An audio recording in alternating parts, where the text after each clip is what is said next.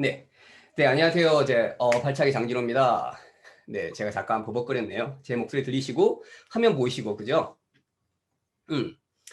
자, 저는, 발차기를 운영하고 있는 장준호라고 하고요. 저와 발표자가 있는 곳은, 여기는 미국 LA이고요. 현재 시간 저녁 9시 30분을 지나고 있습니다. 네, 이번 그 USD 세미나에서, 전반적인 진행을 제가 맡게 되었고요. 제가 카메라가 안 보이나요? 잠깐만요. 네, 이제 카메라가 보이실 것 같아요. 네. USD나 USD 세미나의 전반적인 진행을 맡게 되었고요. 그 USD라는 여러분 그 시스템이 헐리우드 VFX 애니메이션 스튜디오에서는 일반적으로 상당히 많이 사용이 되고 있지만 국내에서는 다소 생소하고 어려울 수가 있어요. 왜냐하면 국내에서는 안 써봤으니까, 잘 모르니까, 그래서 저희가 준비를 했어요. 네. 마야 2022에서 본격적으로 지원이 되는 USD가 국내 스튜디오의 개발 환경과 개발자 모든 분들에게 도움이 되기를 진심으로 바라면서 행사를 시작하도록 하겠습니다. 자, 첫 번째, 이제 우리가 이번 행사의 그 아젠다를 제가 간략히 말씀을 드리도록 할게요. 저희는 이제 크게 3부로 나누어질 예정이고요. 쉬는 시간 없이 쭉 그냥 그대로 갈게요. 저희가 할 이야기가 엄청 많아요. 자, 1부에서는 오늘의 주인공, 발표자, 현재 드림웍스 애니메이션에서 테크니컬 디렉터로 근무하고 계시는 정계도님이 드림웍스에서의 그 USD 활용기에 대한 발표를 하시게 되고요.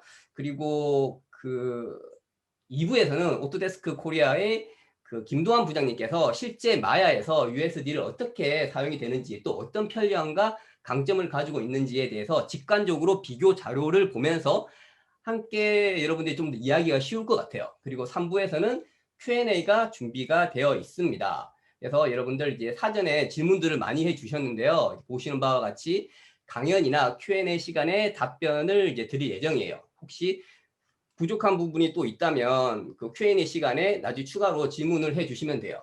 또 이런 것들이 또 실시간 이벤트가 가지는 그런 묘미거든요. 자, 그러면 1부를 시작해 보도록 하겠습니다. 정계도님 안녕하세요. 네, 안녕하세요. 정교도입니다. 이렇게 같이 이야기할 수 있는 기회를 주셔서 감사합니다. 네, 제가 정계도님에 대한 소개를 간략히 시작을 하도록 할게요. 정계도님은 한국에서 1998년도부터 TV, CF, 포스트 프로덕션에서부터 CG를 시작을 하셨고요. 이상하게 그 CG 1세대 분들은 대부분 TV나 뭐 광고 쪽에서 근무하신 분들이 상당히 많으시더라고요. 그리고 온라인 렌더링 서비스 회사를 통해서 미국에서 일을 하시게 된 계기가 됐어요. 그죠? 미국에서 그러면 학교를 이제 유학을 하신 건 아니신 거네요?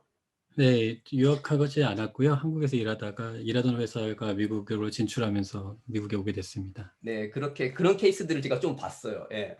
그래서 이제 그 이후로 소니 갓 오브 워 같은 유명한 게임 시네매틱에도 참여를 하셨고요. 그리고 이제 가장 큰 그 커리어가 있는 디즈니. 자, 디즈니에서 여기 날짜 시간을 보면 커리어의 기간을 보면 2007년도부터 2016년이라면 거의 9년이라는 시간 동안 디즈니에서만 근무를 하신 건데 그동안 그 회사를 뭐 옮겨야 되겠다는 생각은 해본 적이 없나요?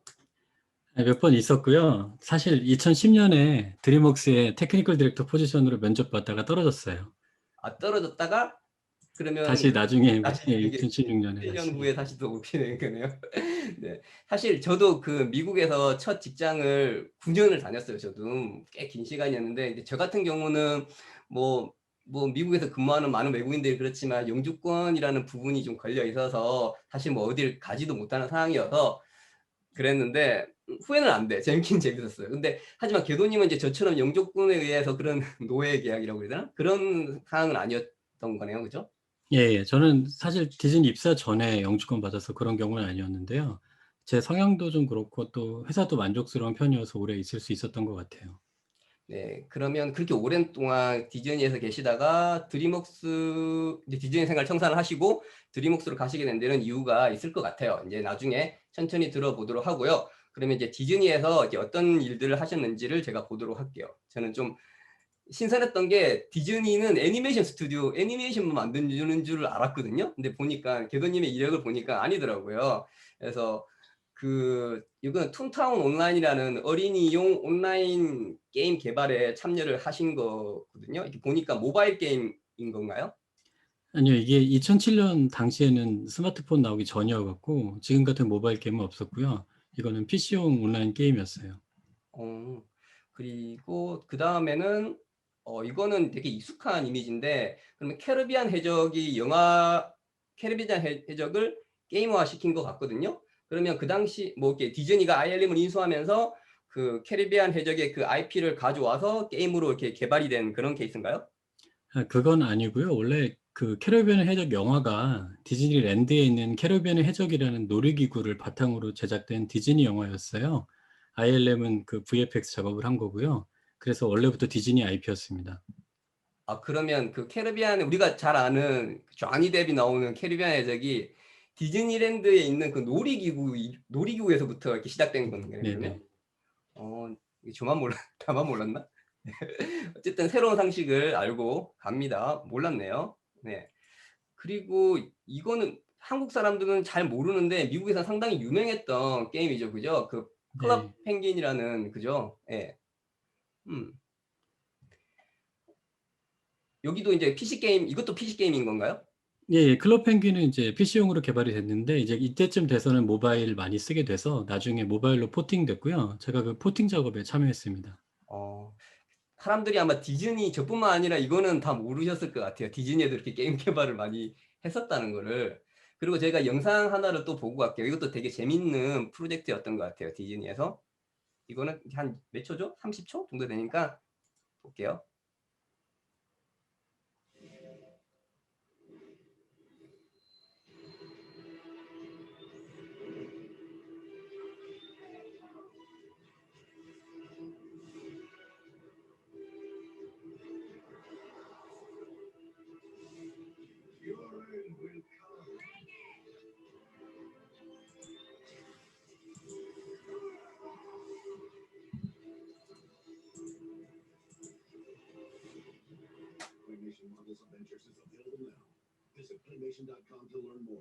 아니 이거는 저기 뭐야, 그냥 애들이 보는 게 아니고 그냥 이건 내가 있었으면 좋겠는데, 이게 정말 그렇게 대박이 친 건가요? 그러면? 예, 이게 이제 플레이메이션이라는 프로젝트인데요. 이게 어마어마하게 대박을 쳐서 제가 이후로 디즈니에서 자리 잡는 그런 계기가 되었으면 좋았겠는데 이게 완전히 망해서 저희 부서가 전원 정리 해고를 당했고요. 그래서 제가 2016년에 드림웍스로 이직하게 된 겁니다. 레이업 and 예, fire. 레이업. 레이업. 예. 이게 레이업과 파이어는 또 다르더라고요. 미국에서. 그렇죠. 예, 저희가 잘못해서 잘린 건 아니고 이제 회사가 그러니까요. 비즈니스를 이렇게. 정리해서. 예. 예.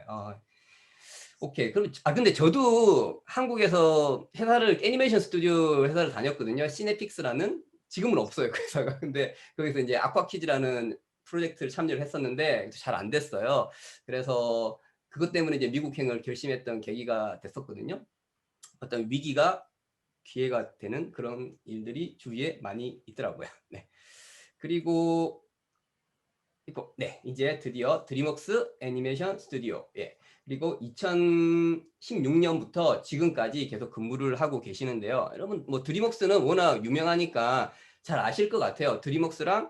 사실 드림웍스랑 디즈니의 대결 구조가 아니고 드림웍스랑 픽사가 좀 많이 뭐 이렇게 찾아보면 뭐 관련 기사들이 엄청 많을 거예요. 뭐 히스토리도 있고 서로 뭐 이렇게 이런저런 일들이 많이 있는데, 저희가 그 주제가 그런 건 아니고 여러분 한번 찾아보시면 재밌을 것 같더라고요. 저는 좀 알아요. 근데 말할 수가 없어요, 이 자리에서. 그래서 여러분들 잘 아시는 이제 궤도님 2016년도 이후부터 참여했던 거는 드래곤 길들이기, 그리고 크루즈 패밀리, 예, UAG, 예, 같은 애니메이션들의 테크니컬 디렉터로 참여를 하셨습니다. 그러면 발표자 소개는 대략 이 정도로 하고요. 그러면 이제 본격적으로 USD에 대한 이야기를 들어보도록 하겠습니다. 네. 그러면 제가 지금부터 USD와 드림웍스에서 어떻게 USD를 사용하고 있는지에 대해서 말씀드리겠습니다. 네. 여러분, 제가 USD가 달러의 USD는 아닌 거는 아시죠? 그죠? 이게 유나이티드 스테이츠 달러가 아니에요, 여러분. 이거는. 자, 궤도님 알려주세요. 이게 무슨 약자인가요? What does it stand for? 영어 잘하시네. 아, 네, USD는 몇 개 알아, 몇 개 알아. 미국 달러가 아니고요. 이제 여러분도 잘 알고 계시는 이제 픽사 애니메이션 스튜디오에서 개발해서 오픈 소스로 공개한 파일 포맷 그리고 관련 API 툴들의 집합입니다. 유니버셜 씬 디스크립션의 약자인데요. 여기서 씬이라고 하면 보통 배경, 캐릭터, 프랍 등이 배치되고 카메라가 설치된 컨텐츠 제작 장면을 통칭하는 표현이죠. 이러한 씬이 어떻게 구성되었는지, 어떤 배경, 캐릭터 에셋들이 어디에 위치하고 있고 조명은 어떻게 설치되어 있는지 그런 정보를 씬 디스크립션이라고 표현할 수 있을 텐데 거기에 유니버셜이라는 이름으로 범용성을 강조한 거죠. 그만큼 유연하고 여러 분야에서 사용될 수 있다는 의미라고 생각됩니다. 그동안 픽사에서 개발된 씬 디스크립션 시스템 중에서 약 4세대라고 하네요. 그러면 픽사는 앞서 1세대부터 4세대까지 이 USD를 쭉 개발을 해온 건가요? 네, 예. 그게 1995년에 첫 장편 토이스토리가 개봉했을 때만 해도 이런 씬 디스크립션 시스템은 없었다고 하고요. 1998년 개봉한 벅스라이프 때 1세대에 해당하는 맨V라는 시스템이 있었고 2004년부터는 이제 프레스토라는 2세대에 해당하는 시스템이 있었대요. 그리고 2008년부터 타이디신이라는 3세대격의 시스템이 있었는데 이 프레스토랑 타이디신 둘 다 지원하게 되는 상황이 돼서 2012년부터 USD라는 4세대 시스템을 개발하기 시작했고 2016년 7월에 오픈소스로 공개했다고 합니다. 그러니까 이거네요. 이 USD가 단순히 하루아침에 딱 USD를 만들자 해서 뭐 만든 게 아니고 개발이 이렇게 오랜 기간 동안 픽사가 여러 가지 테스트를 하고 노력과 경험을 통해서 이렇게 만들어진 시스템인 거네요. 네네네. 그래서 USD의 특징을 이제 살펴보면 USD를 통해 모델링 데이터 같은 에셋이나 애니메이션 등의 데이터가 부서 간에 공유될 수 있고요.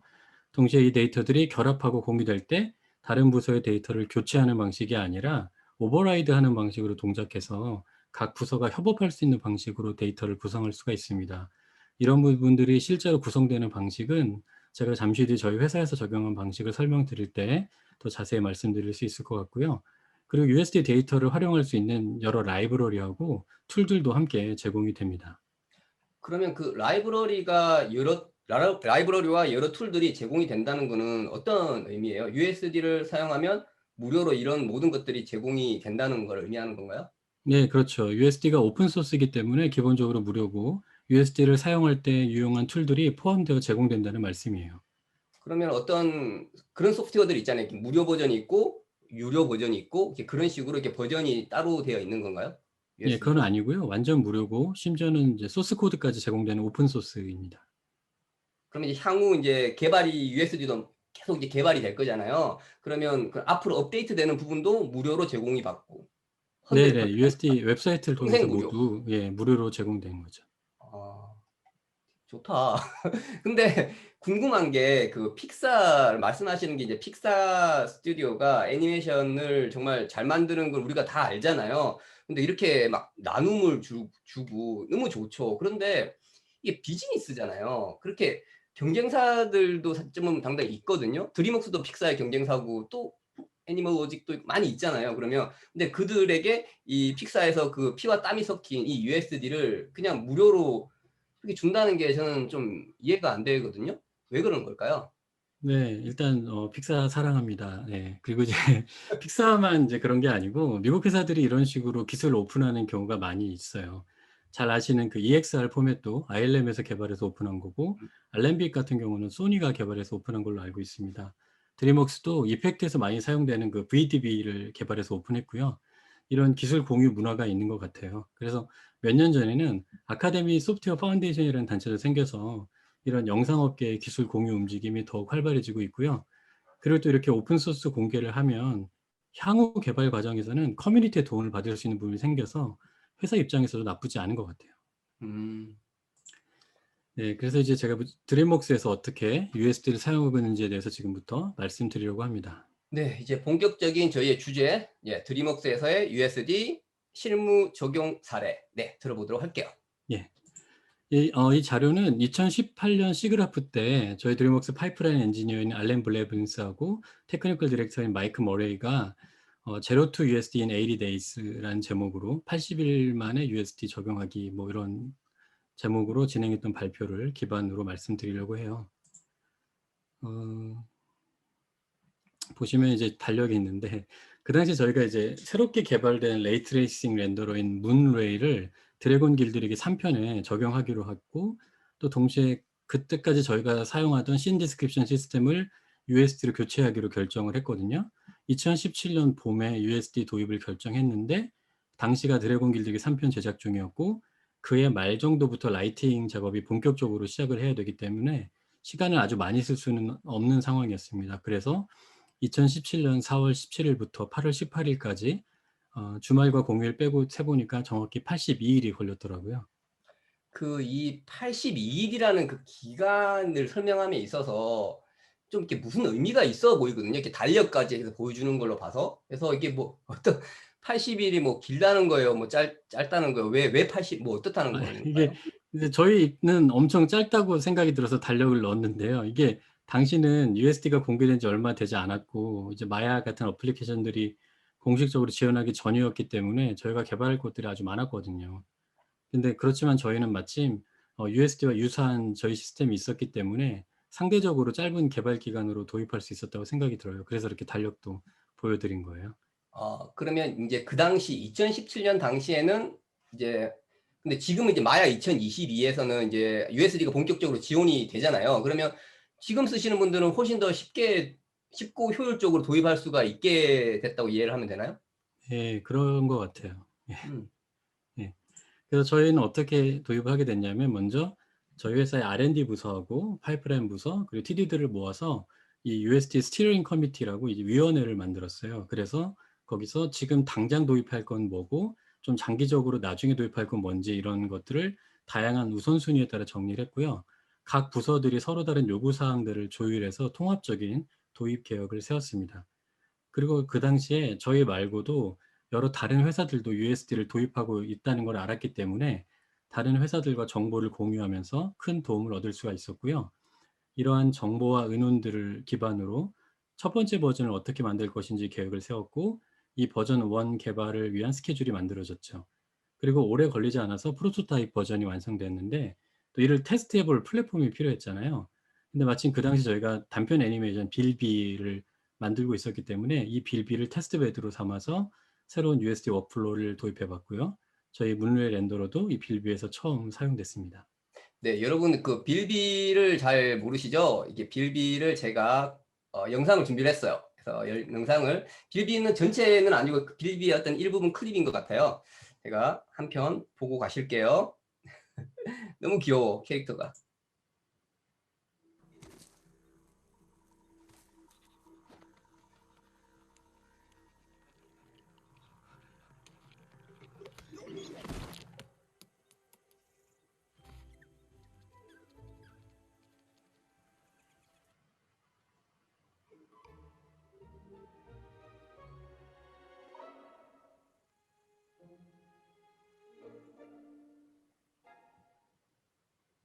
네, 이런 식으로 미국의 그 애니메이션 스튜디오들은 뭐 VFX 쪽도 마찬가지인 것 같아요. 어떤 새로운 시스템을 도입할 때 이렇게 작은 단편 프로젝트를 하면서 테스트를 하고 하는 사례들이 많은 것 같아요. 네.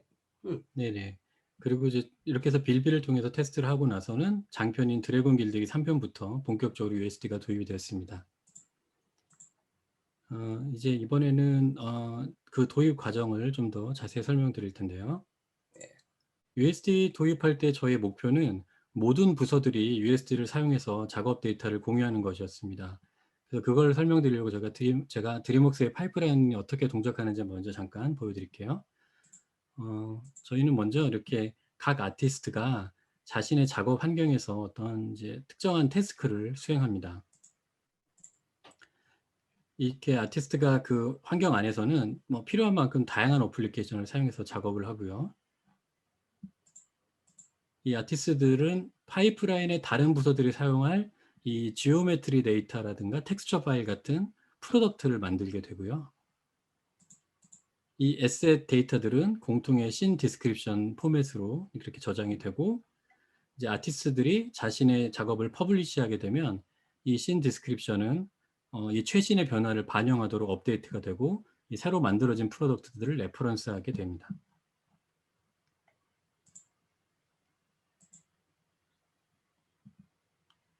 네.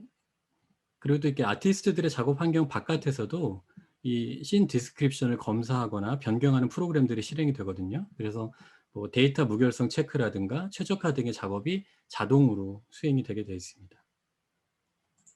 그래서 전체적으로 보면 드림웍스 파이프라인은 이런 그림과 같은데요. 이제 모델링, 서피싱, 리깅 이렇게 에셋을 만드는 부서에서 각각의 에셋을 만들고 나면 이 레이아웃 부서에서는 그 에셋을 모아서 샷을 구성하고요. 그러고 나면 애니메이션, 크라우즈, 맷 페인팅, 캐릭터 이펙트 등 샷 작업을 하는 부서에서 샷 작업을 수행하고 이 모든 데이터가 라이팅 부서로 모여서 라이팅 작업하고 렌더링하면 저 이미지 파이널링이랑 거쳐서 영화의 최종 이미지가 생성이 되는 거고요. 이 모든 부서들을 하나로 묶어주는 것이 바로 이 공통의 씬 디스크립션이 되겠죠. 그래서 저희는 그 씬 디스크립션을 바로 USD로 교체하는 것이 USD 도입의 목표였습니다. 근데 여기서 저희가 약간의 문제에 부딪혔는데요. 저희가 기존에 사용하던 몇몇 인하우스 프로그램들은 어플리케이션들이 저희가 기존에 사용하던 저희의 씬 디스크립션 시스템인 ASG에 아주 깊게 통합이 되어 있어 가지고 이 기간 안에 USD용으로 전환을 할 수가 없었어요. 그래서 결국 최소의 어플리케이션들은 이전 씬 디스크립션인 ASG를 사용하고 나머지는 USD를 사용하는 일종의 절충안을 갖게 되었습니다. 그래서 이게 드래곤 길들이기 3편에서 사용된 파이프라인인데요. 이렇게 파란색 빗금으로 쳐진 부서들, 서피싱, 맷 페인팅, 라이팅, 이펙트, 캐릭터 이펙트는 USD만 저희가 사용한 부서들이고요. 이렇게 두 가지 색으로 빗금이 친 레이아웃, 크라우드, 모델링은 기존의 ASG와 USD 모두 사용했고, 이 주황색으로 빗금 친 리깅과 애니메이션 부서는 저희 기존 ASG만을 사용해야 했습니다. 그래서 이렇게 ASG와 USD로 나눠진 파이프라인 때문에 곤란이 생길 수 있는 부서들이 있는데 마침 저희는 핸드오프라고 불리는 이 프로세스가 있어요. 그래서 한 부서가 다른 부서로 데이터를 옮길 때 그 데이터 포맷의 컨버전이라든가 뭐 밸리데이션 같은 걸 할 수 있는 과정이 있거든요. 그래서 이 핸드오프 과정 중에 ASG와 USD 데이터를 싱크하는 과정도 포함을 시켜서 이 문제를 해결할 수가 있었죠. 이번에는 드림웍스에서 사용하는 에셋 USD 구조에 대해서 설명드릴 텐데요. 저희가 USD 에셋 구조를 도입할 때 가장 목표로 뒀던 부분은 기존의 ASG에서 사용하던 것과 가장 유사하게 컨트롤을 할 수 있는 것과 그런 유연성을 확보하는 부분이었습니다. 그 유연성 확보라고 이야기를 하셨는데요. 이 분이 좀 중요하다고 생각이 들어요. 모든 스튜디오들이 파이프라인이 다 다르잖아요. 네. 근데 그러면 다른 버전, 다른 개발 환경, 프로젝트의 성향들이 다 다른, 그렇게 셀 수 없는 그런 변수들이 있을 텐데, 그러면 USD는 이런 기존의 개발 환경과의 어떤 융합에서 좋은 유연성을 가진다는 그런 의미인가요? 예, 그래서 USD에 유니버셜이라고 U가 붙어 있는 것 같아요. 그래서 저희 이제 에셋 스트럭처의 구조를 설명드리면, 이제 먼저 각 에셋의 기본이 되는 레이어를 시작을 하는데 여기에는 에셋의 종류, 그리고 이제 USD 구조, 라이브러리 상에서의 경로 이런 메타 데이터들이 저장이 되고요. 그리고 나면 이제 모델링 부서가 작업을 해서 에셋의 알렘빅 지오메트리를 제공을 합니다. 저희는 이 당시에는 USD 지오메트리는 아직 사용하지 않고 알렘빅을 사용했어요. 약간 과도기적으로. 그러고 나면 이제 다음에 서피싱 부서에서 쉐이딩은 USD 형태로 이제 연결이 됐고요. 그래서 서피싱 쉐이딩은 USD로 들어갔고요. 이렇게 해서 에셋의 기본적인 USD 형성이 됐고요. 그 다음에 이제 차일드 에셋이 포함되는 좀 복잡한 구조를 갖게 되는 캐릭터 같은 경우는 어떤 차일드 에셋을 선택할지 이런 옵션을 결정하는 메커니즘을 USD가 베리언트라고 제공을 하거든요. 그래서 아트 부서에서 특정 캐릭터에게는 어떤 종류의 의상을 입히도록 지정하는 경우가 있는데 저희는 그러면 이런 선택 사항들을 탑 레벨 에셋에서 선택할 수 있도록 옵션으로 모아서 제공을 했고요. 이런 외향을 선택하는 옵션 말고도 효율적인 작업을 위해서 레벨 오브 디테일, 그 LOD 또 USD를 통해서 지원이 됐고 3D 뷰포트 내에서 가볍게 보이게 하는 프락시 또 USD를 통해서 이렇게 제공이 됐습니다. 이번에는 저희의 샷 USD 구조를 설명드릴 텐데요. 샷 USD의 메인 레이어에는 타이밍 정보 같은 메타데이터가 저장이 되는데 저희가 편집해서 새로운 컷이 만들어지든지 샷의 길이가 변경되면 이 정보가 업데이트가 되고요. 그 다음에는 이 샷 USD의 매니페스트 USD라고 불리는 기본 설치 레이어가 있어서 여기서 다른 레이어의 에셋들을 불러오게 돼 있어요. 이 매니페스트에는 레이어 붓에서 설치한 캐릭터나 프랍, 셋, 카메라 등 연결돼 있고 또 다른 샷의 매니페스트나 아니면 시퀀스 레벨의 레이어를 이렇게 불러들이도록 레이어링이 되어 있습니다. 이거 에셋이 처음 샷에 설치될 때는 기본 라이브러리 포즈 설치가 되죠. 그러면 이제 애니메이션 작업이 되고 나면 애니메이션, 베이크된 애니메이션 모델이 생기는데 그것들은 애니메이션 USD라는 레이어를 통해서 그 각 에셋의 모델 경로가 베이크된 디폼 지오메트리 경로로 오버라이드가 되고요.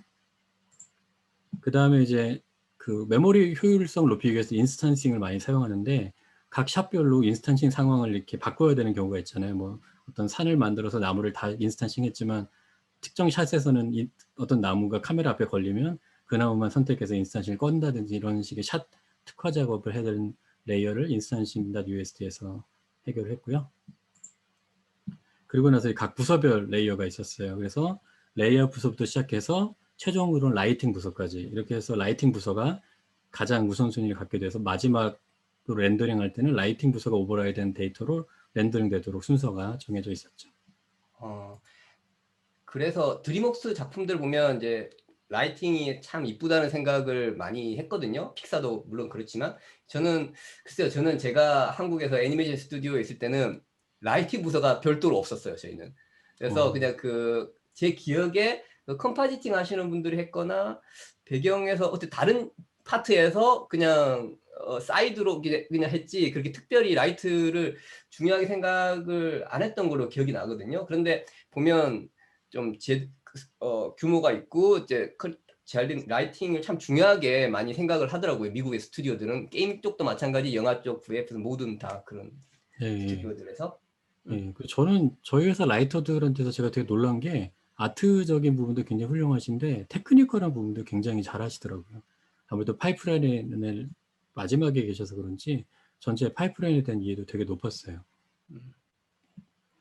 그렇게 해서 이제 저희는 가능하면 보편적인 USD 설계를 따르려고 노력을 했는데 경우에 따라서는 저희만의 상황에 맞게 좀 USD를 변경해야 되는 경우도 있었거든요. 그래서 이제 제일 먼저 한 변경은 USD를 저희의 필요에 따라서 이렇게 모듈로 쪼갰어요. 그래서 USD의 코어, 이미지 부분, 뷰 부분, 뭐 알렘빅 관련 부분, 후디니, 카타나, 마야 관련 부분을 쪼개서 저희 그 개발 속도를 높였고요. 그다음에 저희 회사 파이프라인에는 일종의 환경 변수 같은 이런 시스템이 있어요. 그래서 A-샷 DIL이라고 이렇게 변수를 쓰면 이게 실제로는 디렉토리에서는 스튜디오 드래곤 3 마스터의 시퀀스 101, 샷 1 이런 식으로 바뀌는 시스템이 있거든요. 그래서 이런 시스템을 USD 내에서도 사용하기 위해서 저희만의 에셋 리졸버를 개발해서 사용했고요. 그러면 말씀하시는 게 USD를 국내 스튜디오가 제대로 도입을 하고 사용을 하려면 파이썬이나 멜 스크립트를 기본적으로 사용을 해야 된다는 건가요? 그 이제 USD는 파이썬 API를 제공하기 때문에 파이썬 사용하시면 아주 효율적으로 사용하실 수가 있는 거고요. 멜은 아니고요. 예. 근데 저희처럼 좀 더 깊게 사용하시려면 C++를 하셔야 되고요. 하지만 이게 필수가 아닌 거예요. 필수는 아니고. 그러면 마야 2022의 USD 기능만을 사용을 하면 파이썬이나 C++를 사용을 안 해도 충분히 USD의 장점을 도입할 수는 있다.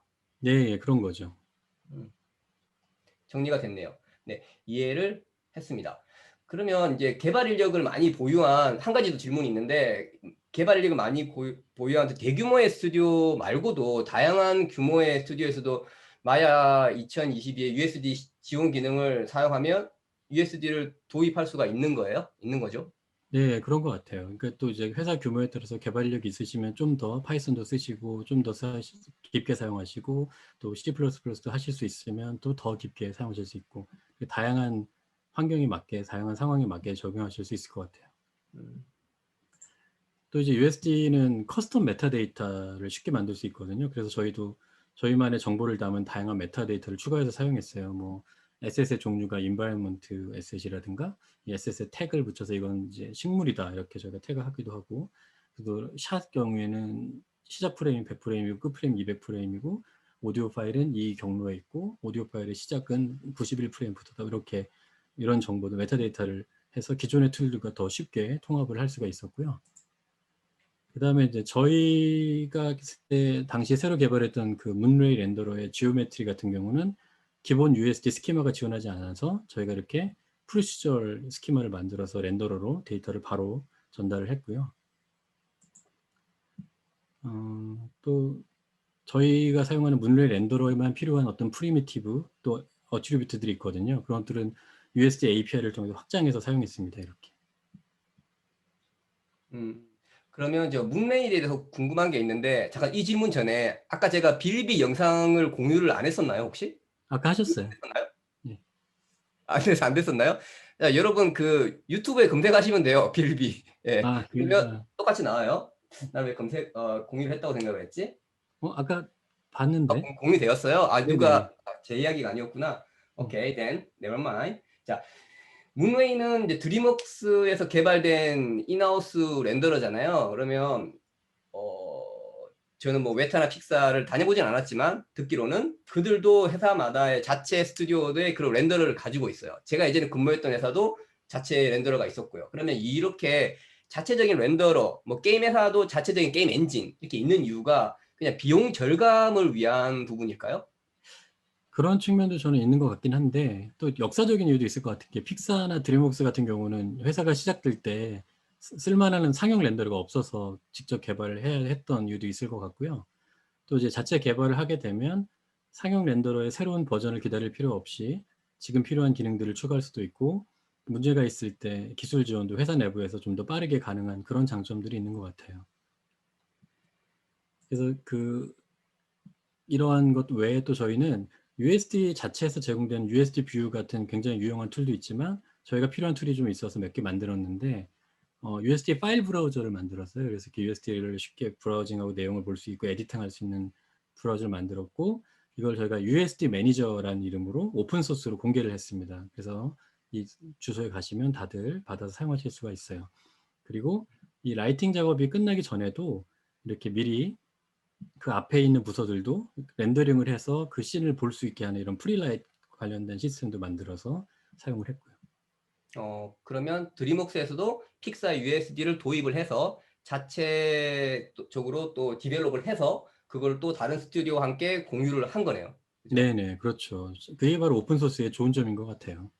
아, 그러면 USD를 사용하지 않았던 스튜디오라면 이 USD 도입을 하지 않을 이유가 정말 일도 없어 보이거든요, 제가. 그러면 특히 이제 이런 부분이 되게 좋은 것 같아요. 오픈 소스로서 함께 개발을 하고 그 과정에서 얻는 지식을 또 함께 공유하고 한다는 거는 그냥 USD가 가지고 있는 자체가 가지고 있는 그 장점을 떠나서 그렇게 공유를 할 수 있다는 것도 정말 서로 윈윈을 만들어가는 그런 시스템이 정말 좋은 것 같아요. 저는 몰랐거든요. 그 오픈 소스 사실 저는 네, 그 되게 네, 좋은 것 정말, 같아요. 예.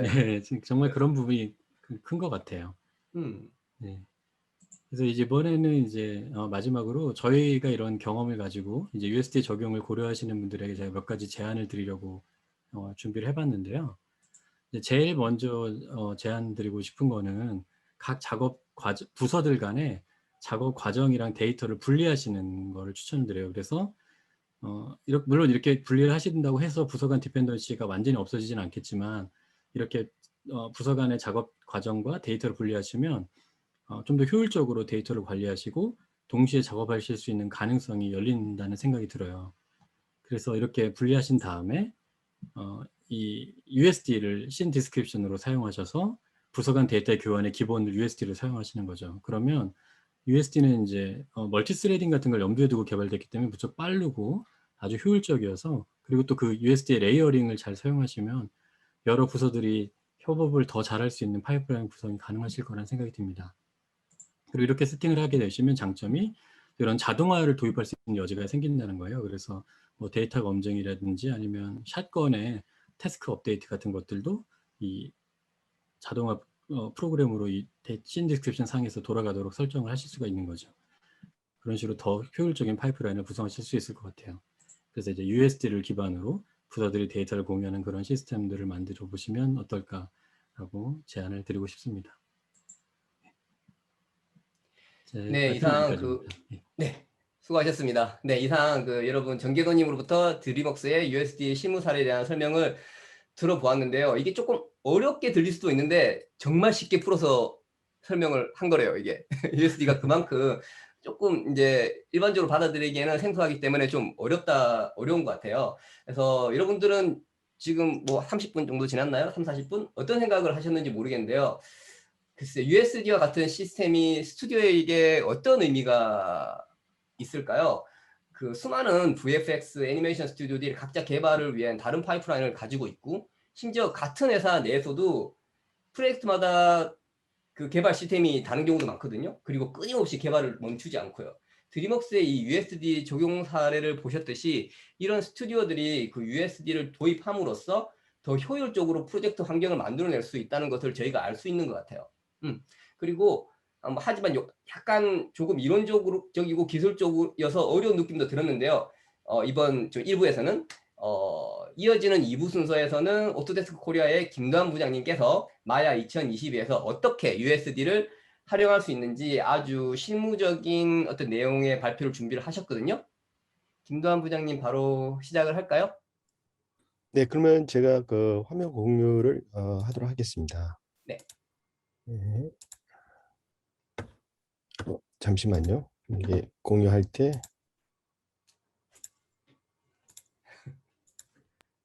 네, 잘 보이시나요? 네. 네, 안녕하세요. 저는 이제 오토데스크에서 기술 담당하고 있는 김도환입니다. 앞에 내용들 잘 보셨죠? 저도 제 나름대로 USD를 많이 공부를 했다고 했는데 앞에 있는 내용 딱 들으니까 이제 뭐가 이제 완성되는 느낌이 좀 들더라고요. 그래서 제가 준비한 내용은 이제 그 여러분들이 보셨던 그 USD에 대한 그것들을 마야를 통해서 어떻게 도입을 할 수 있고 그리고 또 마야에서 어떻게 활용할 수 있는지 제가 진짜 간단히 이해하기 쉽게끔 제가 준비를 한번 해봤거든요. 그래서 우선 이제 마야는 아까 전에 말씀드린 것과 마찬가지로 이게 2022 버전에서부터 사용이 가능해요. 물론 이제 이전 버전 같은 경우는 고객분들이 앞에서 말씀드린 것 마찬가지로 이게 오픈 소스로 돼 있기 때문에 그걸 플러그인 형태로 만들어서 쓰시는 분들도 계시거든요. 하지만 이제 좀 더 안정적으로 오토데스크에서 제공하는 USD를 쓰시려면은 마야 2022 버전부터 가능하니까 그거 꼭 확인해 주시면 좋을 것 같아요. 그리고 또 이런 기능들이 들어오게 되면 첫 번째 제일 큰 문제 중에 하나가 뭐냐면 이렇게 큰 기능들이 들어오게 되면 내가 해야 될 게 많지 않을까? 이전에 했던 거 방식이랑 어떻게 다르지? 이게 되게 어렵지 않을까? 고민을 되게 많이 하시는데 그거를 충분히 감안을 해가지고 이전에 여러분들이 마야에서 작업했던 그대로 그 패턴대로 USD에서 할 수 있게끔 다 만들어 놨기 때문에 여러분들이 이제 뭐 USD를 마야에서 하는 거는 그렇게 크게 어려움이 없으실 거예요. 그래서 하는 방법은 이전에 했던 방법이랑 똑같아요. 그냥 여러분들이 만약에 모델링 하신다. 그럼 모델링을 다 하신 다음에 그냥 USD로 엑스포트를 하시고 그럼 이제 USD 데이터가 만들어지면 그걸로 라이브러리를 구축을 하고 그다음 그거를 이제 저희들이 이제 씬을 구성을 할 때 레퍼런스로 많이 불러오잖아요. 마찬가지예요. USD도 여러분들이 레퍼런스로 불러와서 씬을 구축을 하고 그다음 부서별로 맞게끔 그 씬에 있는 내용들을 편집을 하는 이런 프로세스이기 때문에 뭐 이전에 해왔던 방식이랑 크게 다를 건 없기 때문에 여러분들이 되게 쉽게 접하실 수 있을 것 같습니다. 자, 그럼 이제 만약에 US 데이터를 어떻게 엑스포트하지 하고 이것도 마찬가지예요. 너무 쉽게 돼 있어요. 그래서 여러분들이 뭐 FBX나 OBJ 같이 엑스포트 할 때는 파일 메뉴로 가시잖아요. 똑같아요.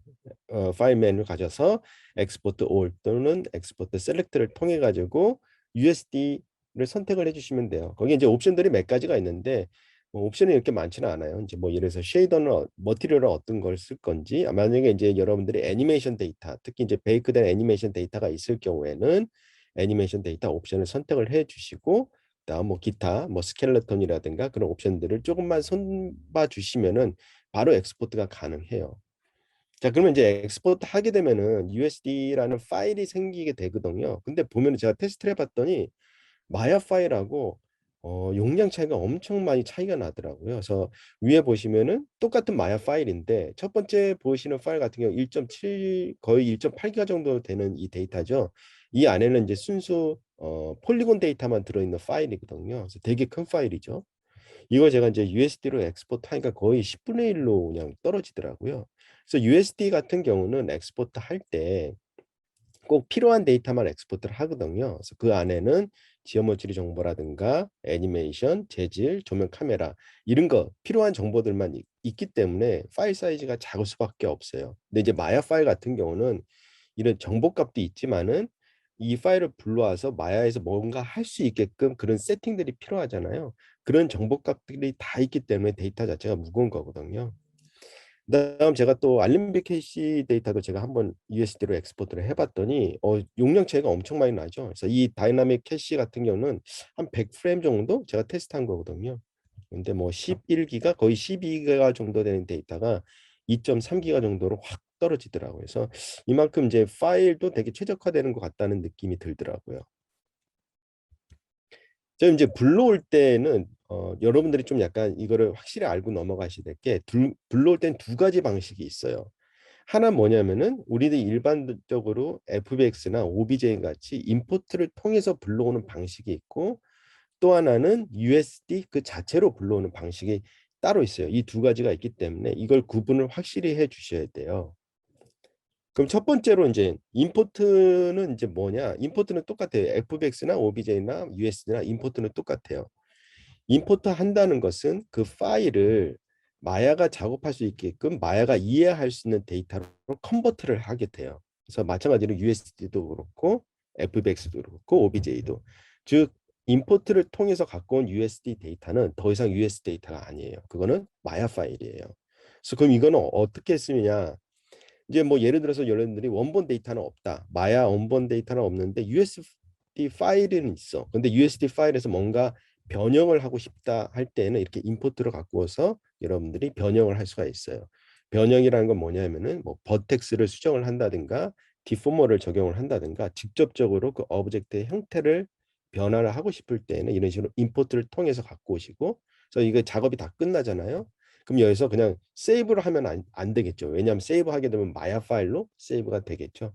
그래서 이걸 USD 파일로 저장하기 위해서는 아까랑 똑같이 엑스포트를 통해서 USD 데이터로 엑스포트 하시면 되는 거예요. 자, 이제 두 번째 방식은 진짜 USD 파일을 진짜 USD 파일로 불러오는 방식인데 이거는 이제 크리에이트 메뉴에 있어요. 그래서 크리에이트 메뉴에 가시게 되면은 중간 조금 하단에 유니버셜 씬 디스크립션이라는 명령어가 있어요. 그 안에 두 가지 명령어가 있어요. 하나는 뭐 stage with new layer 아니면 stage from file 이런 식으로 이제 두 가지 명령어가 있거든요. 이걸 통해서 여러분들이 만드실 수가 있는데 스테이지가 뭐지? 하고 이제 좀 궁금하시는 분이 있으실 거예요. 근데 스테이지는 마야의 씬이랑 똑같은 개념이라고 생각하시면 돼요. 마야의 씬은 이제 마야 안에 이제 뭐 여러 가지 데이터들이 마야 데이터들이 있는 게 마야 씬이잖아요. 그래서 USD 스테이지는 USD 데이터로 레퍼런스를 통해 가지고 씬을 구축한 것을 그냥 스테이지라고 생각을 하시면 될 거예요. 간단히.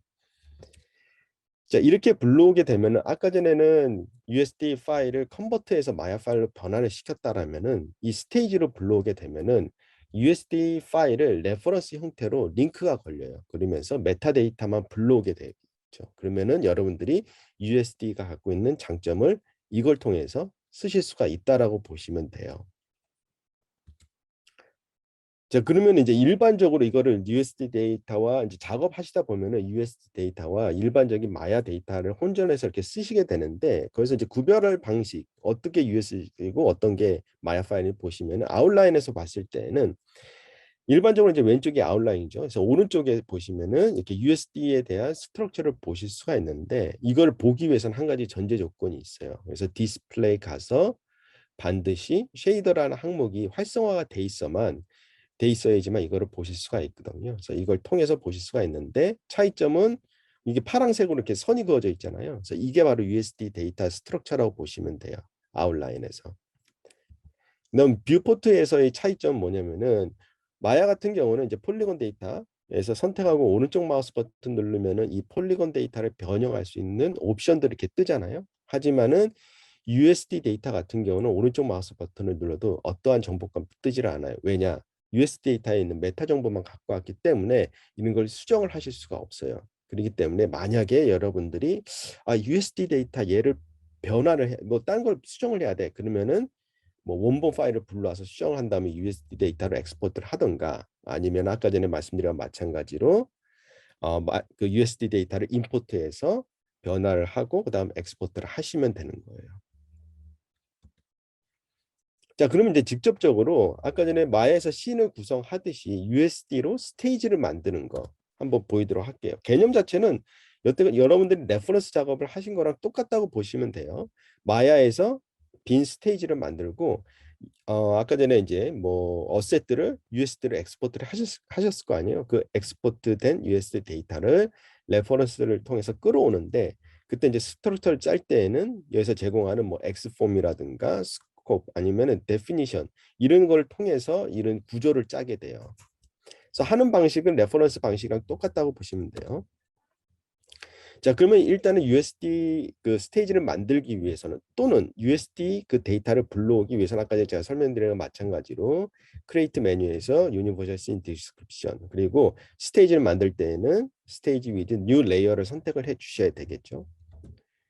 자, 그러면은 이렇게 아웃라인에서 보시게 돼요. 그럼 아웃라인에서 내가 원하는 그 스테이지 거기서 쉐입을 선택을 하고 오른쪽 마우스 버튼을 누르게 되면은 메뉴가 떠요. 거기서 add new 프림 해가서 여기서 이제 뭐 x폼이라든가 definition이라든가 아니면 scope 이런 형태를 먼저 만들어 놔요. 근데 뭐 여기 보면은 뭐 세 가지 형태가 있는데 이거 하나의 팁을 드리면은 x폼은 뭐 어떻게 여러분들이 활용할 수 있냐면은 마야에서 그룹 있잖아요. 오브젝트들을 그룹하는. 그래서 그런 그룹할 때 쓰시는 거라고 보시면 돼요. 그래서 이 x폼 같은 경우는 트랜스폼 데이터가 있는 그런 형태의 노드라고 보시면 되고요. 그리고 어떤 USD 데이터를 레퍼런스로 불러오고 싶다. 그럴 경우에는 이 definition으로 된 거를 통해서 갖고 오시면 되고요. 그래서 이제 스코프 같은 경우는 움직이지 않는 형태, 움직이지 않은 오브젝트를 정의를 할 때 쓰거든요. 가장 대표적인 게 이제 머티리얼 같은 경우는 뭐 트랜스폼 값이 없잖아요. 그런 것들은 이제 스코프에다가 여러분들이 레퍼런스를 걸어주시면 되는 거예요. 그래서 이런 식으로 해서 쭉 스트럭처를 짜시고 그다음 최종적으로 스트럭처가 완성이 되면은 레퍼런스로 USD 데이터를 연결을 해야 되겠죠. 그럴 경우에는 내가 원하는 노드를 선택을 하고 오른쪽 마우스 버튼 눌러서 Add Reference 선택을 하시고 원하는 USD 데이터를 링크만 해주시게 되면은 스테이지를 만들어 나갈 수가 있어요. 이런 스트럭처 구조를 만들 수가 있는 거죠. 자, 그러면 이제 이렇게 만든 것을 어떻게 하면은 내가 편집을 제가 말하는 여기서 이제 편집이라는 것을 뭐 버텍스를 수정을 하는 그런 편집이 아니라 이미 이제 스테이지가 만들어졌죠. 그 상황에서 이 스테이지를 내가 뭐 위치를 변경을 한다든가 그런 편집을 하는 거와 또 그렇게 편집된 것을 저장을 할 때에는 USD 레이어 에디터라는 걸 통해서 할 수가 있거든요. 그래서 USD 레이어 에디터는 윈도우스 제너럴 에디터에 가시면 있는데 이렇게 하셔도 되고 아니면 아웃라인에서 USD 데이터 아무거나 선택하시고 오른쪽 마우스 눌러서 USD 레이어 에디터 하시게 되면은 오른쪽에 보시는 USD 레이어 에디터 창이 이렇게 열리게 돼요.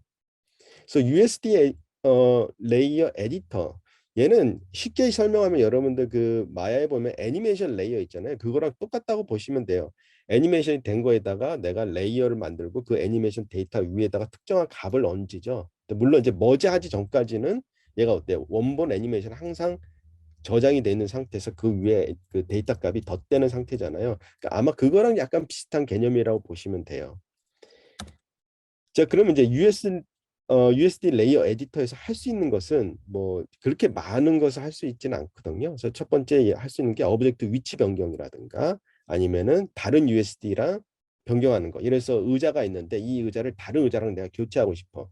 씬 1에서는 A 의자인데 씬 2에서는 B 의자로 교체를 하고 싶어. 이런 식으로 뭔가 오브젝트 교체라든가 오브젝트를 추가를 한다든가 제외한다든가 이런 편집 작업만 하실 수 있다고 보시면 돼요.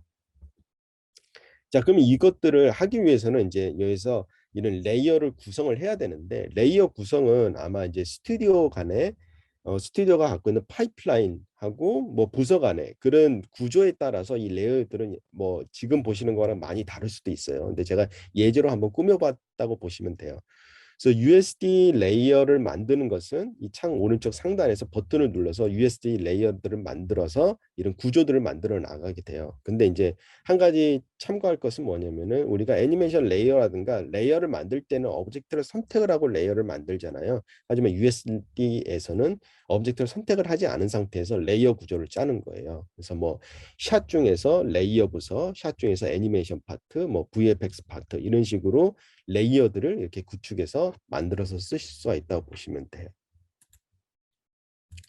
자, 그리고 이제 여기서 레이어가 이제 완성이 됐을 경우에 이제 할 수 있는 게 뭐냐면은 뭐 애니메이션은 이제 애니메이션 아니라 이제 레이어를 편집을 해야 되잖아요. 그래서 내가 오브젝트를 내가 움직였어.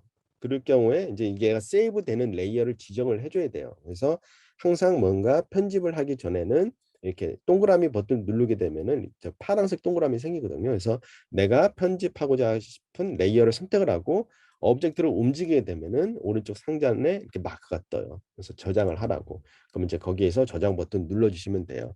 그래서 이거는 이제 스테이지도 이런 식으로 할 수도 있고 아니면은 직접적으로 US 데이터를 내가 갖고 와서 그 US 데이터의 위치값이라든가 걸 바꾸고 싶어. 그럼 마찬가지예요. 굳이 그때는 이제 레이어를 만들 필요는 없겠죠.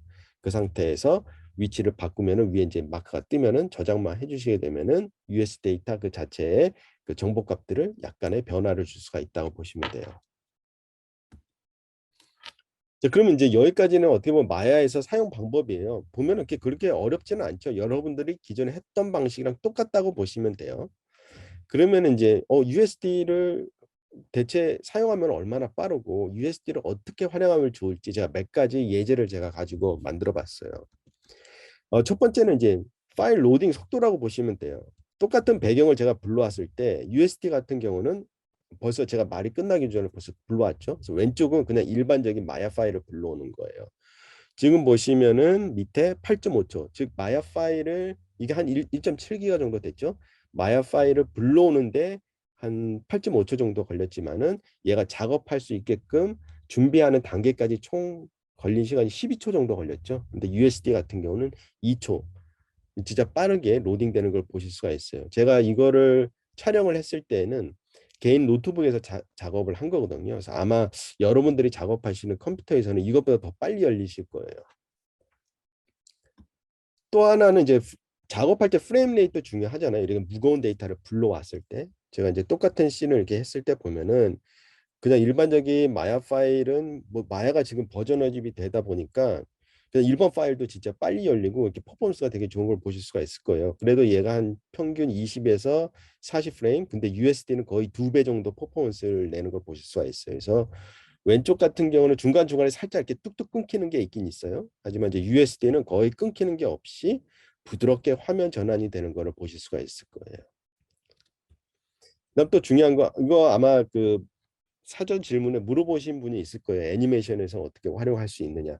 근데 저 같은 경우도 이제 보면은 애니메이션 작업할 때 이렇게 배경을 깔아놓고 작업을 하다 보면은 되게 부담감이 있거든요. 배경이 특히 무거울 경우에는 내가 이게 정확한 애니메이션 스피드가 나오기 위해서 플레이 블라스터도 돌리고 뭐하고 또 컨트롤러 움직이면 버벅거리고 그런 현상이 많기 때문에 특별한 경우 아니면은 배경을 아예 꺼놓거나 아니면 그냥 박스 형태로만 중요한 부분만 좀 놔두고 박스 형태로 작업하는 경우가 많았거든요.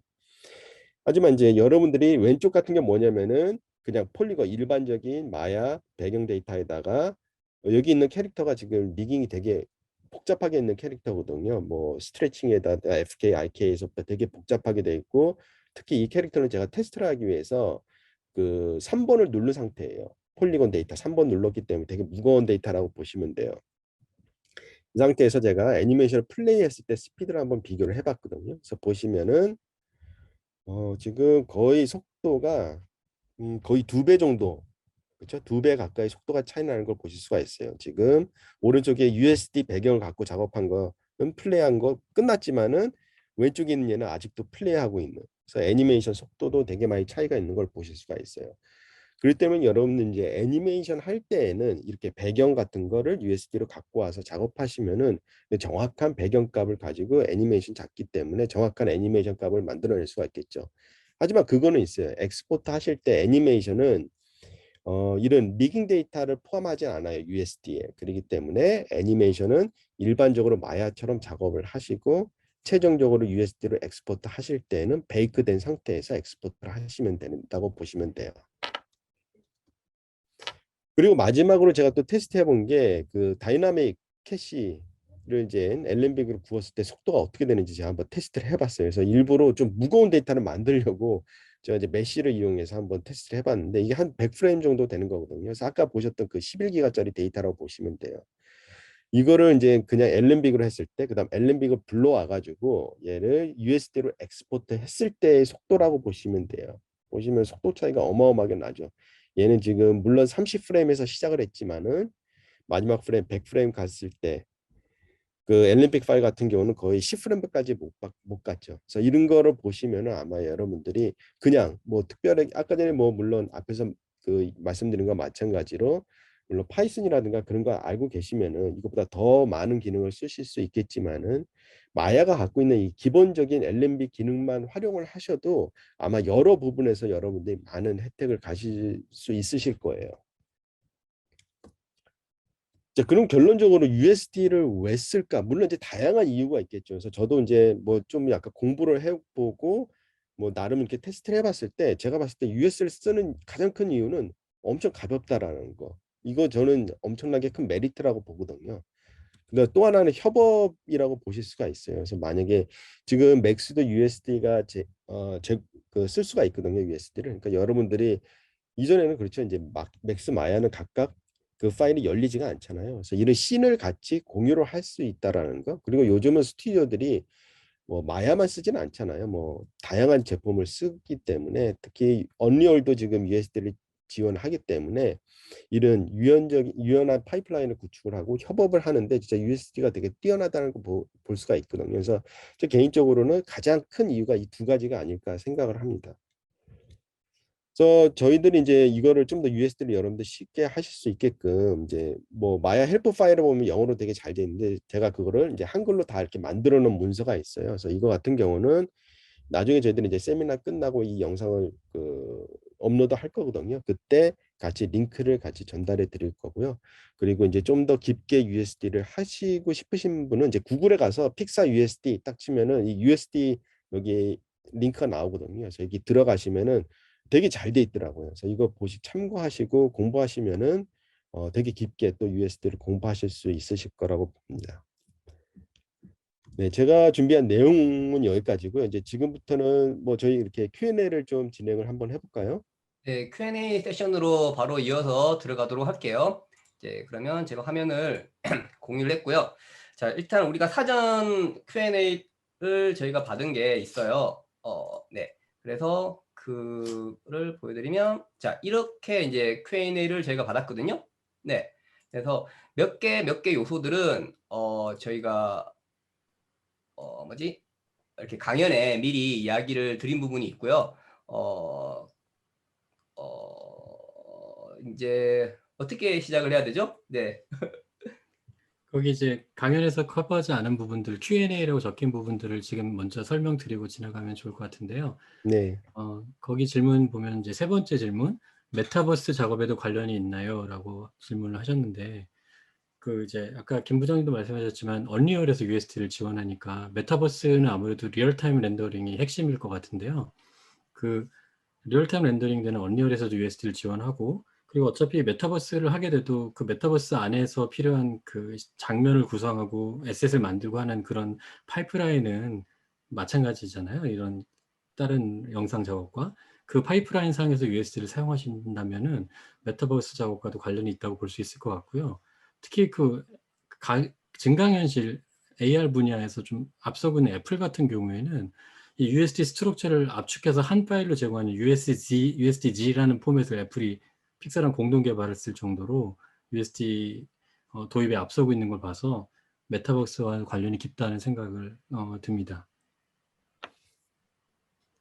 네, 그 그럼 네, 이어서 계속 어떤 다른 Q&A의 항목에 있는 예, 드림웍스 질문에 대한 작업은 제가 설명드린 것 같고, 그다음에 애니메이터 아까 작업은 그 김 부장님 설명하신 걸로 되지 않을까 싶은데, 네. 네. 그리고 드림웍스에서 USD 사용하는 방법은 이제 파이프라인적인 부분은 제가 설명을 들었고요. 이제 뭐 스토리 이런 거 말씀하시는 거는 조금 더 이렇게 좀 오버럴한 저희 파이프라인 설명드리면 이제 맨 처음에 스토리 단계에서 이제 그 작가들이 이제 스토리를 먼저 쓰고요. 그러고 나면 이제 그 스토리가 스토리보드로 제작이 되고, 그다음에 스토리보드를 편집해서 스토리보드 상으로 일단 그 가편집된 영화를 먼저 만들고, 그다음에 그 동시에 또 이제 아트팀에서는 비주얼 디벨롭먼을 해가지고 캐릭터라든가 배경, 프랍 같은 디자인이 들어가고요. 그렇게 해서 스토리보드랑 이제 비주얼 디벨롭먼이 끝나게 되면 사실 약간 살짝 겹쳐도 되는데, 그러면 이제 그대로 모델링하고, 그다음에 설피싱해서 텍스처링이랑 쉐이딩하고, 그다음에 리깅하고, 애니메이션하고, 나중에 라이팅하고, 예, 그렇게 그런 식으로 이제 흘러가게 돼 있죠. 그다음에는 언리얼 워크플로우는 뭐 제가 잘은 모르는데 언리얼 그 문서를 보니까 오늘 보여주신 마야만큼이나 언리얼도 USD를 지원할 수 있는 플러그인을 제공하고 있더라고요. 그래서 아마 마야 플러그인과 유사하게 사용될 것 같고요. 그다음에 탈 스튜디오에서 USD 활용 방식이 마야 2022에서 들어오는 게 마야 USD가 제가 마지막 봤을 때 0.9였던 것 같은데 0.8은 좀 빠른 것 같아요. 그래서 계속 그 GitHub 보시면은 계속 업데이트가 되고 있어요. 그래가지고 네. 예 나오는 것 같고요. 그 더 추가 개발이 필요한 부분 이거는 아마 오토데스크 쪽에서 데이터가 있으신지 모르겠는데 이제 예, 아마 그 아까 그런 저희가 테스트했을 때는 저희는 이제 포인트 인스탄스 부분에서 그 머티리얼 오버라이딩이 안 되더라고요. 제가 테스트해 봤을 때는. 그래서 아마 그런 것들이 아마 향후 로드맵에 있지 않으실까 싶고 이 부분은 뭐 부장님 알고 계신 거 있으신가요? 네, 이 부분 저희도 이제 그 계속해서 USD 같은 거는 업데이트 되는 걸로 알고 있거든요. 근데 아직까지 저희들도 이게 공개된 거는 없어요. 근데 내부적으로 얘기를 하는 거는 기커브를 참고로 하시면 가장 좋다고 말씀을 하시거든요. 근데 계속해서 기능들은 업데이트 될 예정에는 있습니다. 네. 확실히 오픈 소스이기 때문에 GitHub을 통해서 굉장히 이렇게 오토데스크 말고도 외부랑도 협업을 많이 하고 정보를 굉장히 공유를 많이 하는 것 같더라고요.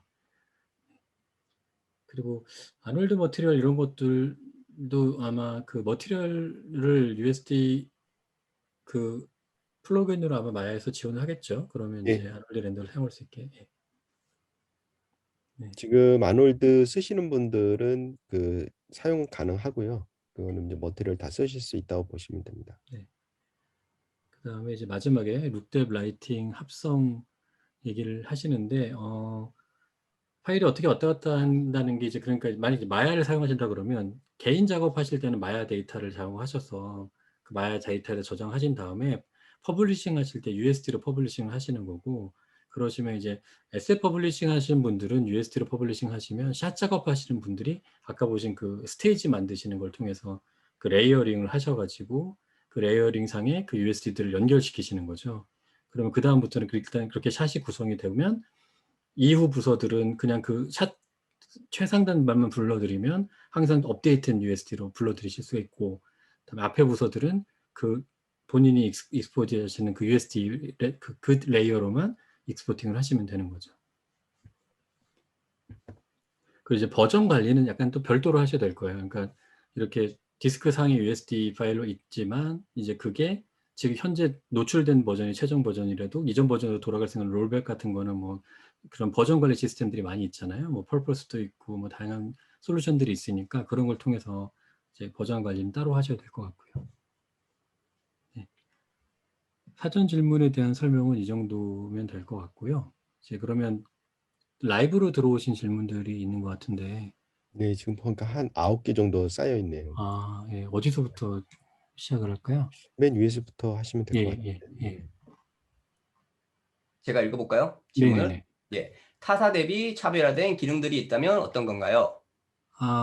타사 대비라고 하시는 게 잘 모르겠네요. 이게. 네, 저도 이 질문 보고 뭐 마야를 얘기를 하는지 아니면 USD 같이 그런 거를 네, USD 말씀하시는 자체는 이미 오픈 소스이기 때문에 타사라고 없고, 그다음에 그렇죠. 아마 저희가 사용한 USD랑 뭐 다른 스튜디오가 사용한 USD의 차별화된 기능이라고 하시는 거라면,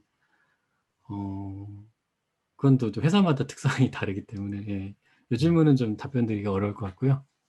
네, 그러면 두 번째 질문이 좀 애매했어요. 자, 두 번째, 현재까지 마야에서는 MA와 MB가 씬 디스크립션으로 사용되었던 것인데 이제 USD로 바꿀 수 있다는 뜻인가요? 네, 그렇죠. 그러니까 이제 개인 작업 데이터는 여전히 바일로 하시지만 공유를 위한 데이터는 USD로 이제 익스포트를 하시라는 거죠. 자, 그리고 TD가 있는 회사들은 사용해 볼 수 있는 여지가 있지만 USD 같은 시스템이 각 DCC 툴에서 제공되고 있는 범위 내에서 사용되려면 하나의 통합되는 워크플로우를 갖기가 쉽지 않은 것 같습니다. 소규모 회사들이 사용하기 위해서는 어떻게 적용하면 좋을지 고민이 되네요. 네, 고민이 되는 부분인 건 맞는데요. 근데 이제 정말 이렇게 마야를 포함한 여러 DCC 툴들이 USD와 통합되는 정도가 점점 높아지고 있기 때문에 그 TD가 전문적으로 없는 회사들도 사용할 수 있는 여지는 많이 열린 거라고 저는 보고요. 제 생각에 워크플로우에서 가장 중요한 거는 네이밍 컨벤션이나 디렉토리 구조 같은 거, 그다음에 이것들을 레이어링을 어떻게 할지 이런 약속들이라고 생각이 들어요. 그런 약속들이 잘 만들어지면 그다음 이렇게 아까 보시다시피 마야도 안에서 이렇게 스테이지를 구성할 수 있잖아요. 그러니까 이미 정해진 약속대로 이렇게 레이어링과 스테이징을 구성하셔서 사용하실 수 있지 않을까 그런 생각이 듭니다. 네, 그리고 이전에 마야 USD 플러그인이 공개되었을 때 테스트를 하면서 사용해 본 적이 있습니다. 사용해 본 결과 노드에서 만약에 기본적으로 스테이지 레이어 정보뿐만 아니라 다른 최종적으로 쉐이더나 맵 작업까지 마야에서 진행할 때 기본적으로 제공되는 노드로는 사용성이 떨어진다고 생각을 했는데요. 혹시 추후에 플러그인이 더 개발되는지 로드맵이 궁금합니다. 이거 뭐 김 부장님 보충 설명해 주시겠는데 제가 볼 때는 아마 이거는 2022 이전 버전 플러그인 이제 그렇죠. 2019 때 이거 제공됐던 것 예, 같아요. 그거 굉장히 초보적이었거든요. 근데 2022 버전부터는 굉장히 좋아졌죠. 예. 이게 직접적으로 그러니까 그 전에 아마 쓰셨던 플러그인은 누군가가 개발을 해놓은 플러그인일 거예요. 그래서 저도 저번에 어떤 분이랑 얘기를 했을 때 일본의 어떤 아티스트 분, 어떤 스튜디오인가 거기서 개발한 플러그인을 한번 인스톨해서 써봤는데 뭐 에러도 많이 나고 뭐 마야도 많이 다운이 됐었다라고 말씀하셨거든요. 그래서 지금 혹시 요 질문 주신 분은 마야 2022 버전에서 한번 사용해 보시면 되게 좋을 것 같고요. 그리고 아까 전에 설명해 드린 거 마찬가지로 USD 데이터가 모든 마야 데이터를 다 엑스포트 할 수 있는 건 아니거든요. 그래서 어느 정도 한계가 있어요. 그거는 왜냐하면은 모든 시스템이 자기네들이 쓰는 고유한 시스템을 쓰고 있기 때문에 최종 그 공통적인 것들은 엑스포트가 잘 된다고 보시면 돼요. 아까 전에 말씀드린 뭐 폴리곤 데이터라든가 커브 데이터라든가 뭐 재질 뭐 조명, 카메라 이런 것들은 특수한 거가 아닐 경우에 웬만해서는 호환이 되거든요.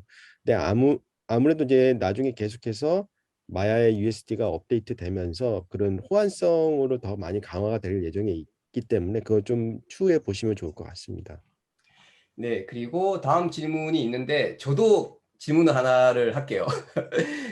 저는 캐릭터 모델러로서 게임 개발을 하고 있는데요. 이제 그 각자 이제 캐릭터 팀들이 각자의 캐릭터를 개발자들이 만든단 말이에요. 저희 같은 경우에는 캐릭터가 이제 폴리곤 개수가 많기 때문에 근데 캐릭터가 10개의 캐릭터가 나오면 이 캐릭터를 한 씬에 모아서 이제 캐릭터의 스케일이라든지 그런 걸 조정을 한단 말이에요. 그래서 그런데 이제 씬이 다 무거우니까 그 약간 폴리곤을 커스터마이징해서 조금 좀 작게 폴리곤 개수를 작게 만들어요. 그래서 이 많은 캐릭터들을 한 곳에 모을 수가 있는 거죠. 작게 만들어서. 그래서 좀 번거롭죠. 그렇게 한 다음에 서로 간에 크기 조절을 잰 다음에 얼마가 몇 퍼센트 스케일을 키웠는지 적어놨다가 번거롭죠. 그리고 원래 스케일에 적용을 하고 그렇게 했거든요. 원래 그 SS에 적용을 하고 그랬거든요. 근데 만약에 USD를 사용을 한다면 그 캐릭터가 아무리 뭐 많아도 그 한 씬에다 다 동시에 불러와서 그 작업을 스케일을 조정하고 하는 작업을 쉽게 할 수가 있는 거죠. 예, 그게 이제 아까도 말씀드렸지만 프락시 모델을 만드셔가지고 그 프락시 모델이 폴리곤이 되게 적은 모델이잖아요. 그래서 이제 불러왔을 때는 프락시를 불러오는데 하지만 그 트랜스폼 정보는 공유하기 때문에 불러온 씬에서 스테이지에서 트랜스폼을 조정을 하시면 그 프락시와 실제 모델이 같은 트랜스폼 밑에 있으니까 똑같이 스케일 그 다운된 게 똑같이 적용되는 거죠. 그래서 어, 적어두실 필요가 없이. 그러면 그 스케일뿐만 아니라 애니메이션도 왜냐면 움직일 때 움직임에 따라서 스케일이 또 다르게 볼 수 있으니까 애니메이션 데이터도 가져올 수 있고. 그럴 경우는 이제 애니메이션 레이어가 모델 위에 있을 거예요. 그러면 그 애니메이션 레이어와 모델 레이어, 그뭐 기본 모델 데이터가 있는 그 자체 에셋 자체의 상위 스케일에서 조정을 하시면 되니까 그러면 애니메이션이 먹은 상태에서도 적용되게 하실 수가 있어요. 그 레이어링을 하시면. 이렇게 가볍고 빠르게 USD를 씀으로 해서 더 효율적으로 네. 이 작업을 진행할 수가 있는 거네요. 한마디로.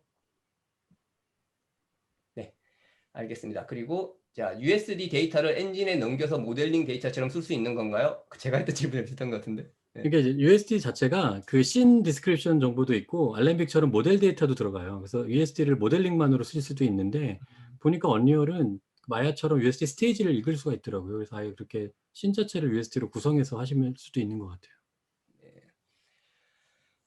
근데 아까 어떤 분이 그 언리얼 엔진에서의 그 USD 사례 워크플로우를 질문을 하셨는데 저도 미국에서 언리얼 엔진으로 트리플 A 게임을 개발을 하고 있거든요. 근데 저도 이제 그 TA 쪽은 아니지만 아직까지 그렇게 일반화되어 있다고는 생각이 안 들어요. 그래서 이제 이건 차츰 에픽 쪽에다 문의를 하시면. 네, 네, 뭐, 예. 네. 자, 그리고 렌더링 시 기존 LMB과 속도 차이가 있을까요? 제가 볼 때 렌더링에서 차이는 없을 것 같은 게 이미 이제 그 렌더링을 위해서 메모리에 로드가 된 상태에서라 그러면 결국은 지오메트리는 다 폴리곤이고 그다음에 쉐이딩 네트워크는 또 그 각각 렌더링 그마다의 쉐이딩 네트워크이니까요. 그래서 렌더링 자체의 차이는 없을 거예요. 하지만 렌더링 하기까지 이렇게 불러드리고 이제 작업하시고 특별히 라이팅 작업하시고 이렇게 하실 때 훨씬 도움이 많이 되실 겁니다. 그 SS를 모으는 과정에서. 네, 예, 예. 네. 자, 그리고 이제 영빈방님, 아놀드에서 렌더 델리게이트 구현 및 USD 이미징 하이드라 뷰어 마야 2020에서 지원하나요? 일단은 하이드라 뷰어 같은 경우는 뷰포트 상에서 지원을 하거든요. 그래서 그냥 하이드라 뷰어하고 아놀드 하이드라 뷰어 이 두 가지 다 지원을 하는데 저희들이 이제 테스트했을 때 보면은 그 그래픽 카드에 따라서 약간 차이가 있는 것 같더라고요. 그거 아직까지는 그렇기 때문에 그거는 좀 봐야 될 것 같고요. 그리고 또 첫 번째 그 델리게이트 구현 같은 거 이건 제가 한번 찾아보도록 하겠습니다. 이거는. 네. 그리고 같은 질문인데 언리얼 파이프라인에 대한 설명? 네, 예, 이거는 지나가 될 이거는 거고. 네. 네, 패스를 하고요. 그리고 마야 2022 USD 레이아웃에 에셋 버전 컨트롤도 포함이 되어 있나요? 네, 이거는 아까 전에 그 좀 말씀드린 것 마찬가지로 버전 컨트롤러는 이제 다른 솔루션을 쓰시는 걸로 보시면 됩니다. 네.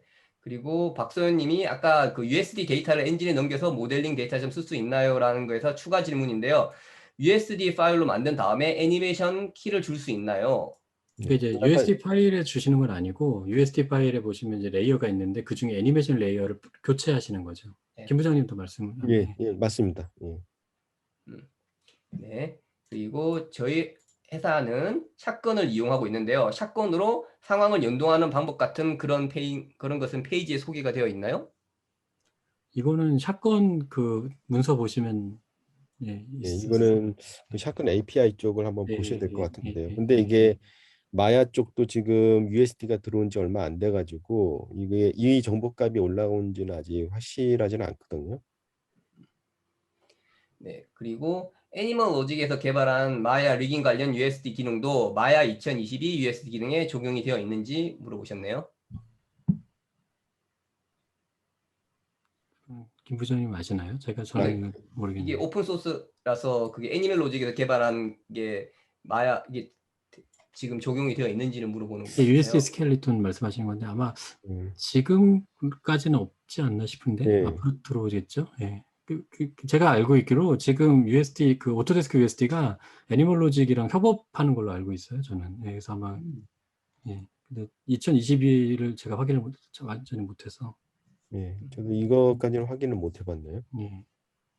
여기 질문이 하나 지나간 게 있는데 USD 파일을 마야 레퍼런스로 불러 사용하는 것은 어떤가요?라고 하셨는데 네. 이거는 아까 임포트 되는 거 봐서는 레퍼런스 되는 거 아닌가? 근데 물론 그렇게 되면 변환돼서 마야 파일처럼 레퍼런스 되겠죠? 그렇죠. 예.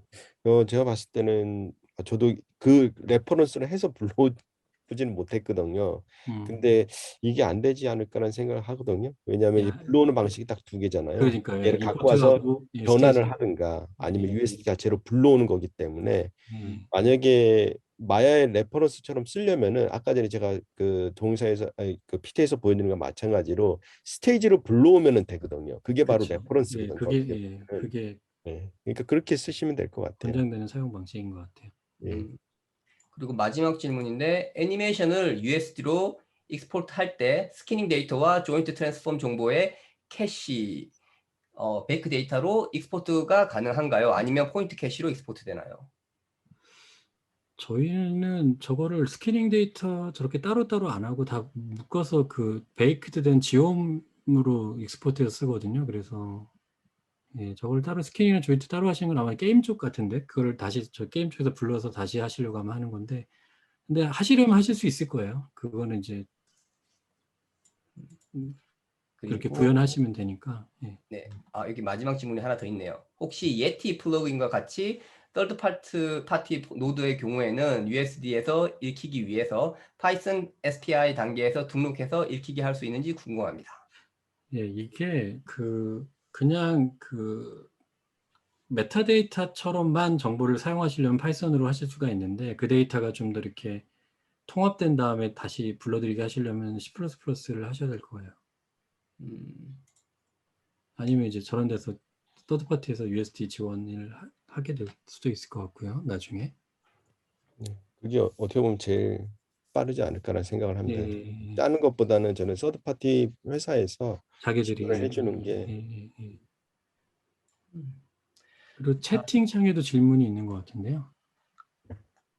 그런가요? 네. 좀 읽어서 해주시겠어요? 제가 예, 제가 본 거는 USDG 포맷의 경우 현재 일반 VFX 프로덕션에서는 별도 활용도가 있을까라고 하셨는데 제 생각에 USDG는 그 USD 스트럭처가 한 파일로 압축된 거기 때문에 그 데이터를 뭐 다른 회사랑 주고받으실 때 사용하시면 제일 좋을 것 같아요. 그러면 그 스트럭처가 그대로 있는 상태로 주고받을 수가 있기 때문에 받으셔서 다시 압축을 풀어서 USD 기존 파이프라인에 통합하시고 이런 식으로 사용하실 수 있지 않을까 싶습니다. USDG 파일 안에는 이제 텍스처 정보하고 그 음악 파일, 그러니까 MP3 파일 들어가 다 포함되는 다 거더라고요. 들어가요. 그래서 예. 이게 예. 전체 스트럭처가 다 들어가죠. 예. 그래서 USDG 그 확장자를 zip으로 해가지고 하면 그게 다 풀면 풀리더라고요. 풀려요. 풀려서 예, 그 안에 맞아요. 보면은 USD 파일 하나하고 거기에 대한 부수적인 데이터들이 같이 그냥 뭐 압축 파일 같은 거잖아요. 네, 그래서 네. 그리고 그렇게 사실 쓰시면 그걸 그 디렉토리 구조는 원하시는 만큼 하실 수가 있어요. 음, 네, 그러면은 뭐 이제 거의 끝난 것 같은데요. 네. 그래서 네. 장시간 저희 그 발차기와 함께하는 드림웍스 USD 그 엿보기 웨비나 참석해 주셔서 대단히 감사하고요. 그 발표하신 부분 너무너무 감사합니다. 그리고 이제 저희들이 설문지 그거 하고 있으니까 꼭 반드시 그 설문지 조사 그 해 주시고요. 추후에 저희들이 동영상 같은 경우는 이제 녹화해가지고 업로드하고 그다음 아까 전에 제가 말씀드린 그 한글 문서 있잖아요. 그 링크도 함께 제공을 해드릴 테니까 아마 그게 이제 설문지 하시면 그거 발송이 될 거예요. 그래서 반드시 설문지 참조해 주시고 다음에도 저희들이 또 보다 좋은 내용으로 해가지고 여러분들을 찾아뵙도록 하겠습니다. 네, 장시간 수고들 많이 하셨습니다. 네, 감사합니다. 네, 감사합니다. 감사합니다. 수고하셨습니다.